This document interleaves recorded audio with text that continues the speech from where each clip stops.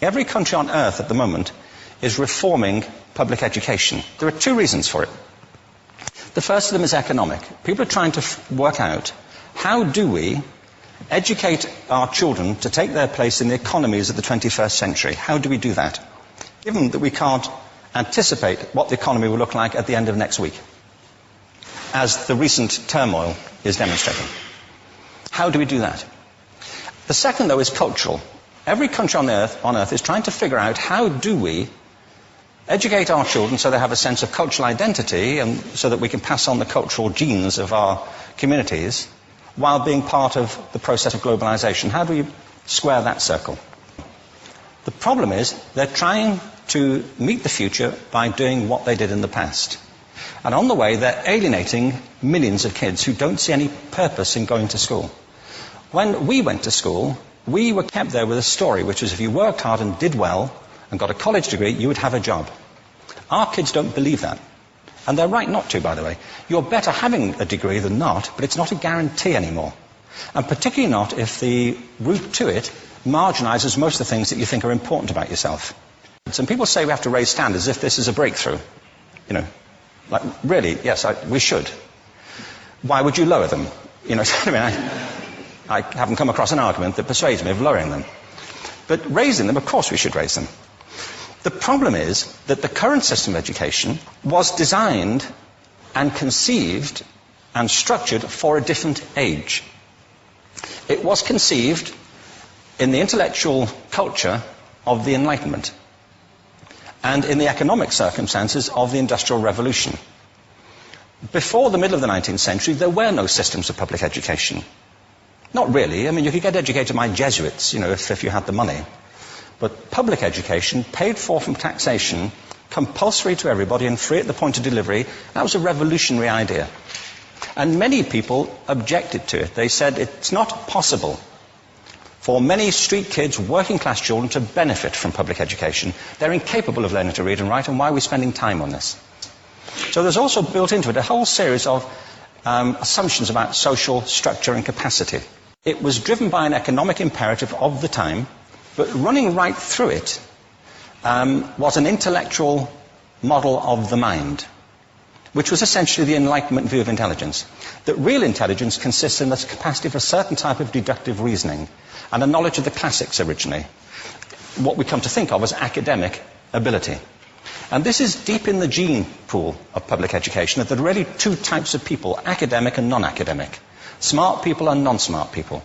And the consequence of that is that many brilliant people think they're not, because they've been judged against this particular view of the mind. So we have twin pillars, economic and intellectual. And my view is that this model has caused chaos in many people's lives. It's been great for some. There have been people who have benefited wonderfully from it. But most people have not. Instead, they suffer this. This is the modern epidemic, and it's as misplaced and it's as fictitious. This is the plague of ADHD. Now, this is a map of the incidence of ADHD in America, or prescriptions for ADHD. Don't mistake me here. I don't mean to say there is no such thing as attention deficit disorder. I'm not qualified to say if there is such a thing. I know that a great majority of psychologists and paediatricians think there is such a thing. But it's still a matter of debate. What I do know for a fact is it's not an epidemic. These kids are being medicated as routinely as we had our tonsils taken out. And on the same whimsical basis, and for the same reason, medical fashion. Our children are living in the most intensely stimulating period in the history of the earth. They're being besieged with information and calls for their attention from every platform, computers, from iPhones, from advertising holdings, from hundreds of television channels. And we're penalizing them now for getting distracted. From what? You know, boring stuff. At school, for the most part. It seems to me it's not a coincidence totally that the incidence of ADHD has risen in parallel with the growth of standardized testing. Now, these kids are being given Ritalin and Adderall and all manner of things, often quite dangerous drugs, to get them focused and calm them down. But according to this, attention deficit disorder increases as you travel east across the country. People start losing interest in Oklahoma.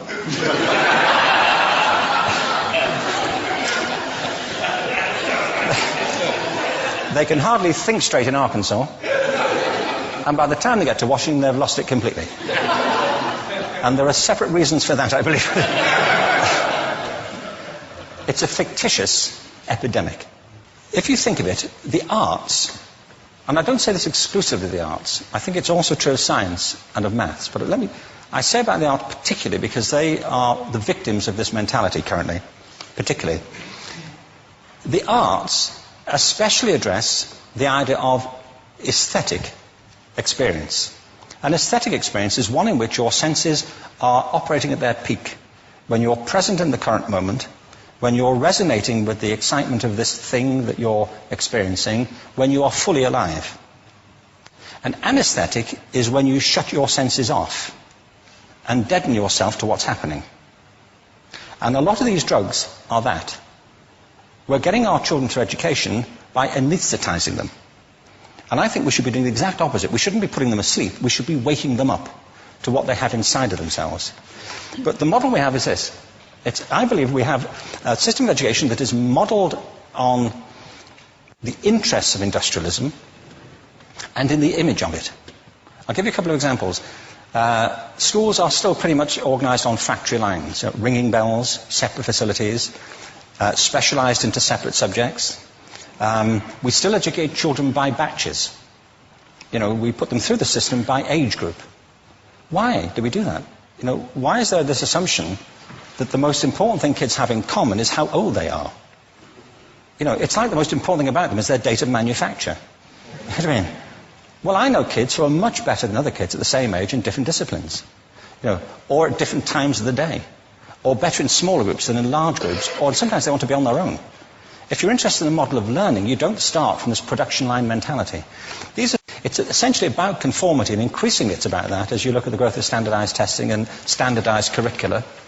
And it's about standardization. I believe we've got to go in the exact opposite direction. That's what I mean about changing the paradigm. There was a great study done recently of divergent thinking. Published a couple of years ago. Divergent thinking isn't the same thing as creativity. I define creativity as the process of having original ideas that have value.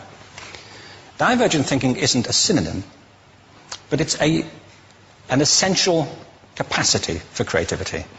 It's the ability to see lots of possible answers to a question, lots of possible ways of interpreting a question, to think what Edward de Bono would probably call laterally, to think not just in linear or convergent ways, to see multiple answers, not one.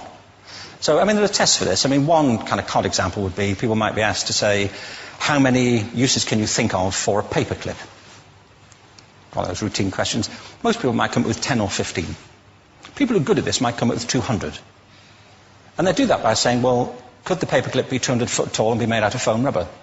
Does it have to be a paperclip as we know it, Jim? Now, there are tests for this, and they gave them to 1,500 people. This is in a book called Breakpoint and Beyond. And on the protocol of the test, if you scored above a certain level, you'd be considered to be a genius at divergent thinking. Okay? So my question to you is, what percentage of the people tested, of the 1,500, scored at genius level for divergent thinking? Now, you need to know one more thing about them. These were kindergarten children.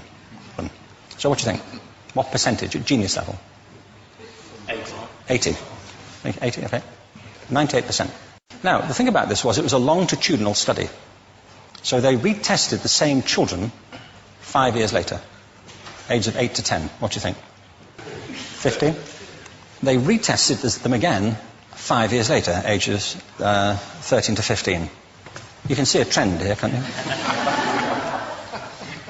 Now, this tells an interesting story, because you could have imagined it going the other way, couldn't you? You start off not being very good, but you get better as you get older. But this shows two things. One is we all have this capacity, and two, it mostly deteriorates. Now, a lot of things have happened to these kids as they've grown up. A lot. But one of the most important things that happened to them, I'm convinced, is that by now they've become educated. They've spent 10 years at school being told there's one answer, it's at the back. And don't look. And don't copy, because that's cheating. I mean, outside schools, that's called collaboration, but inside schools. Now, this isn't because teachers want it this way, it's just because it happens that way. It's because it's in the gene pool of education. We have to think differently about human capacity.